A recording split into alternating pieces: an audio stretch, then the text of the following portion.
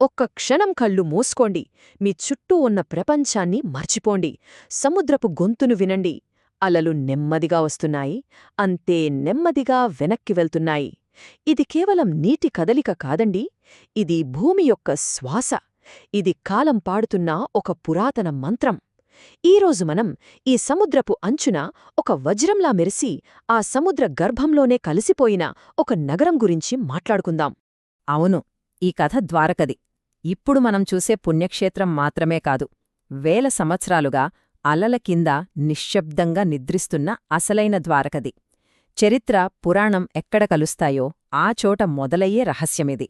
ఎలాంటి పెద్ద శబ్దం లేదు, ఆకాశంలో మంటల్లేవు, కేవలం నెమ్మదిగా కాని నిశ్చయంగా పెరుగుతున్న నీరు. వీధులు నదులుగా మారుతున్నాయి. ప్రతి ఇంటి గడప ఒక కొత్త సముద్ర తీరంగా మారిపోయింది. చివరికి ఎత్తైన ఆలయ శిఖరాలను కూడా అలలు ముద్దాడి అసలక్కడొక నగరమే లేనట్టుగా అంతా జలమయం. భయంకరమైన ఊహ కదూ? కాని పురాణాలు చెప్పేది ఇదే.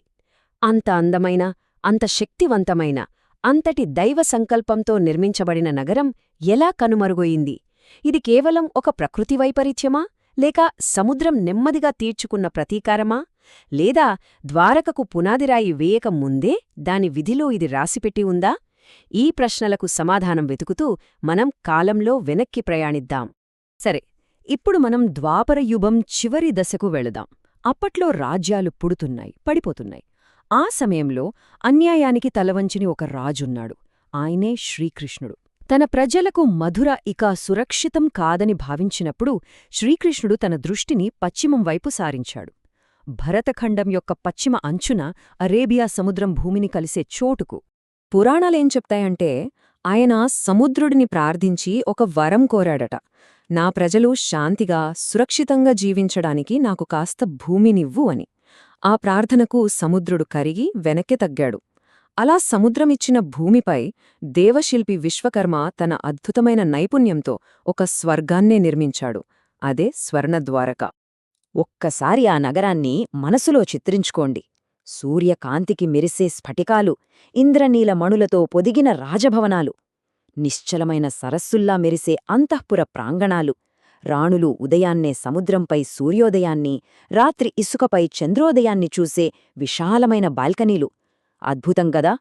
ఇక ఆ నగరం చుట్టూ ఉన్న కోటగోడలంటారా, అవి ఆకాశాన్ని తాకుతున్నాయా అన్నట్టుండేవి.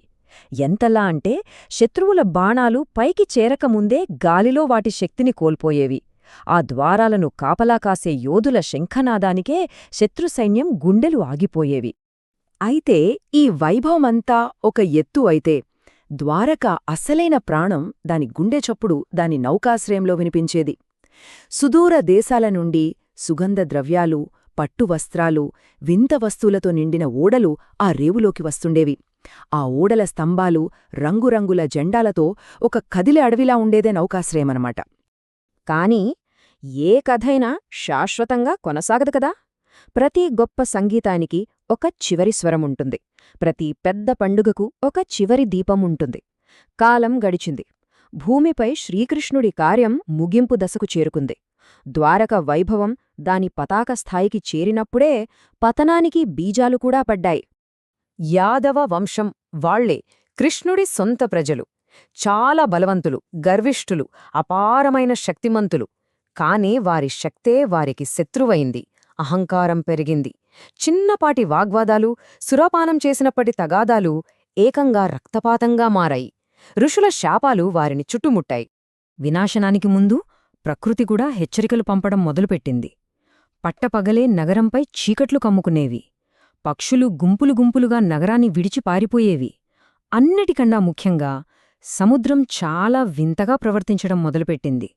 కొన్నిసార్లు అలలు మునుపన్నెడూ లేనంతగా రేవు మెట్లను దాటి లోపలికి వచ్చేవి. కొన్నిసార్లు ఎప్పుడూ నీటి అడుగునే ఉండే రాళ్లను బయటపెడుతూ చాలా దూరం వెనక్కి వెళ్లేవి. ఆ తర్వాత జరగరానిది జరిగింది.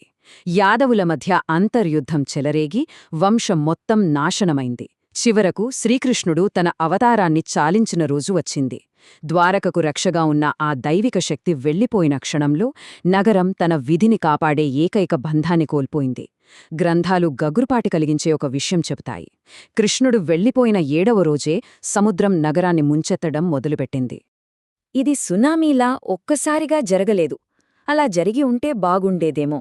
ఇది చాలా నెమ్మదిగా, కనికరం లేకుండా, ఆపడానికి వీలు లేకుండా జరిగింది. ద్వారకలోని గర్వించదగిన ప్రతి నిర్మాణం, ప్రతి రాజభవనం, ప్రతి వీధి ఒక్కొక్కటిగా సముద్రానికి తలవంచాయి. ఒకప్పుడు సముద్రం ఇచ్చినదాన్ని ఇప్పుడు అదే సముద్రం తిరిగి తీసుకుంది. ద్వారక మునిగిపోయింది. దానితోపాటు శతాబ్దాలు కూడా గడిచిపోయాయి. రాజవంశాలు పుట్టాయి, యుద్ధాలు చేశాయి, కొత్త చరిత్రను రాశాయి. అన్నీ మాయమయ్యాయి. తీరంలో కొత్త పట్టణాలు వెలిశాయి. ఆలయాలు మళ్లీ కట్టబడ్డాయి.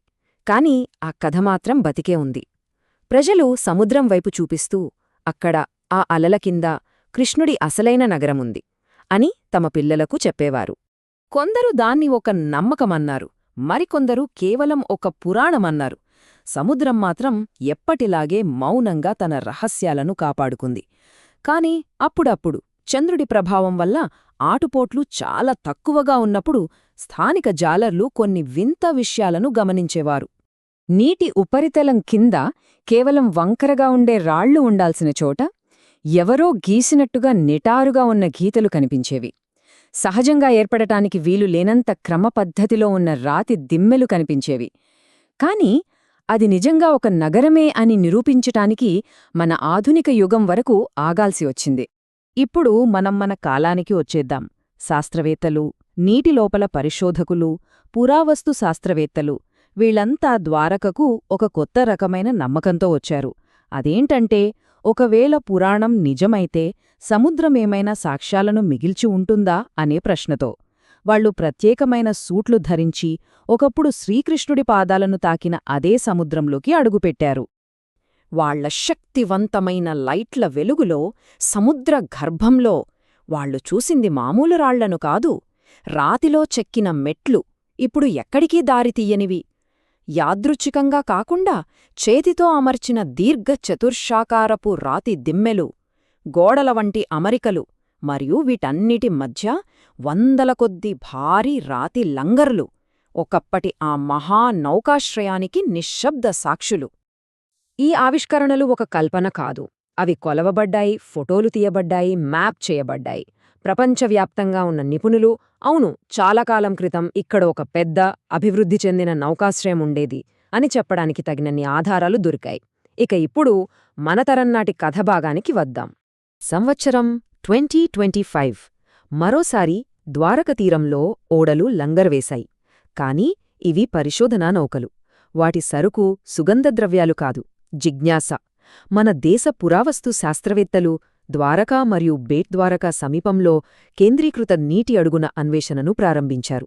అత్యంత ఆధునిక సాంకేతికతతో వాళ్లు సముద్రగర్భాన్ని స్కాన్ చేశారు. మరే వాళ్లకేం దొరికింది? బంగారు కిరీటాలా? మెరిసే ఆయుధాలా?